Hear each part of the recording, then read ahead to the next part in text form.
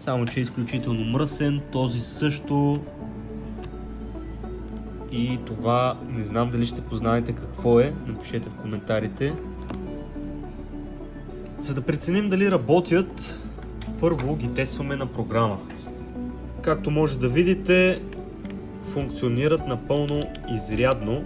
Преди да пуснем тези джойстици в продажба, първо трябва да ги почистим много обстойно, понеже виждате колко мръсни са, след което да ги заредим, да премахнем всички излишни неща по тях.